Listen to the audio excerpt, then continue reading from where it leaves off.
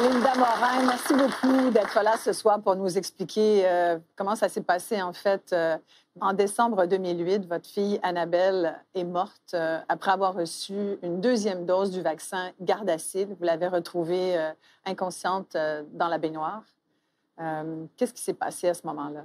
Bien, elle avait eu sa première dose au mois d'octobre. Et puis, 2 semaines après, un soir, elle est sortie de sa chambre, elle était complètement comme dans un état second. Elle ne pouvait plus parler, elle salivait et tout ça. On l'a emmenée à l'hôpital. C'est revenu. Je l'ai emmenée en salle de bain, c'est revenu avec des compresses. 45 minutes après, c'est revenu. Alors, j'ai appelé InfoSanté, ils m'ont dit de la descendre à Sainte-Justine. On est allé à Sainte-Justine. De là, ils l'ont gardée toute la nuit. Mais le matin, j'ai demandé un scan, de faire un scan, puis le scan était normal. Alors, on est revenu à la maison. Ils ont dit peut-être une probabilité de migraine basilaire.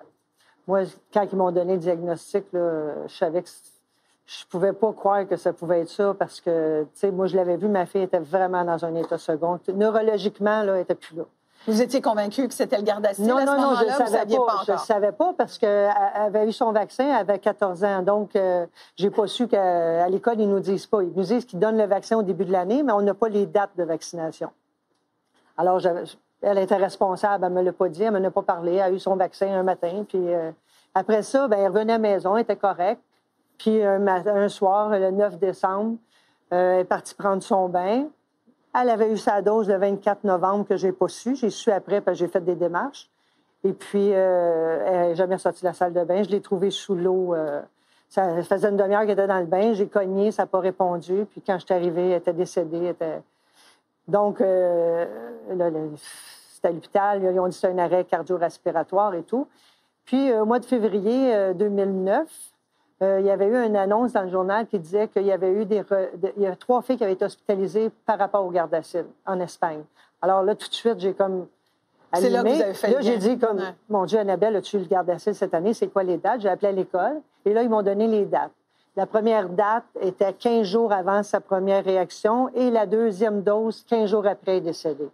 Donc, le vaccin, c'est comme une courbe, il agit. Donc, les 2 pics, elle a fait des réactions. Bien, plus qu'une réaction, elle est décédée. Vous êtes convaincu aujourd'hui que c'est le Gardasil qui a tué votre fille? Absolument, absolument. Il n'y a pas d'autre chose. Ma fille est en pleine santé. Il n'y a vraiment rien d'autre qui est arrivé. Elle n'a jamais été malade. Puis, tu sais, la neuroinflammation est là. Puis, il y a un expert qui a dit que l'inflammation neurologique peut être causée par un vaccin, une toxine ou un virus. Alors, les 3 sont dans le Gardasil. L'aluminium, le virus et le vaccin. Donc, je n'ai pas compris que le problème, c'est que ça prend comme 51 de doute. Tu sais, la zone grise qui n'est pas admissible dans la vaccination pour pouvoir être représentée. Et mon dilemme est là depuis 11 ans. Je ne suis pas capable de trouver un médecin qui veut me représenter à l'indemnisation ou ailleurs.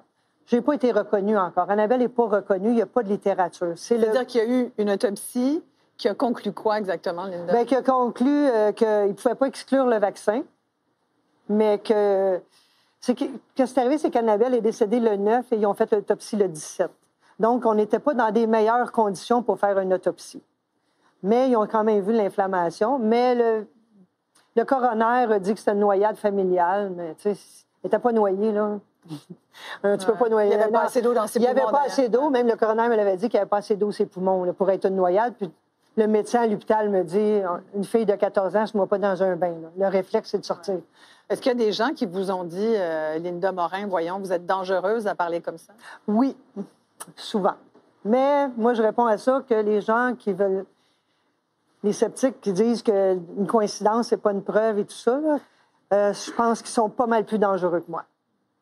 Moi, je fais de la prévention, tandis que les autres font de l'ignorance. Alors, c'est pas mal plus dangereux pour notre société. Merci beaucoup, Linda. Bien, merci beaucoup.